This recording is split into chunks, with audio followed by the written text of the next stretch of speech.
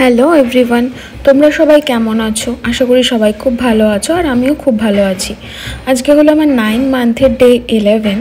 আজকে সকাল থেকে ব্লগটা কন্টিনিউ করা হয়নি। সন্ধ্যেবেলা ঘুম থেকে উঠে তারপর আমি ব্লগিংটা স্টার্ট করেছি। সন্ধ্যেবেলা ঘুম থেকে উঠে আমার একটা মেডিসিন থাকে, মেডিসিনটা নিয়ে নেওয়ার পর আমি আজকে বাবা বাজার থেকে ভুট্টা নিয়ে এসেছিলো, তো সেই ভুট্টাটাকে পুড়িয়ে খাবার জন্য রেডি করছিলাম।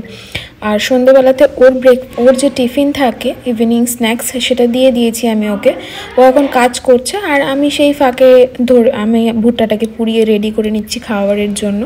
আর মাঝে বলল যে চা খাবো, তো আমি সেই ভুট্টাটাকে সুন্দর করে ছাড়িয়ে রেডি করে নিয়ে চাটাকে বানিয়ে নিচ্ছিলাম।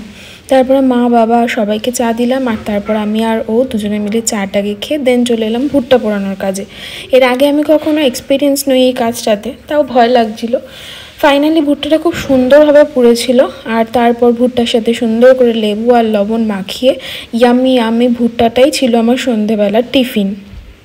তারপর কিছুক্ষণ পর রাতের ডিনার কমপ্লিট করে দেন মেডিসিন নিয়ে চলে গিয়েছিলাম ঘুমাতে। এই ছিল আমার ডে 11 ইভিনিং। তোমাদের ব্লগটা কেমন লাগলো অবশ্যই কমেন্ট সেকশনে জানিও। দেখা হচ্ছে আবার নেক্সট ডে ব্লগে। Love you, stay tuned, tata.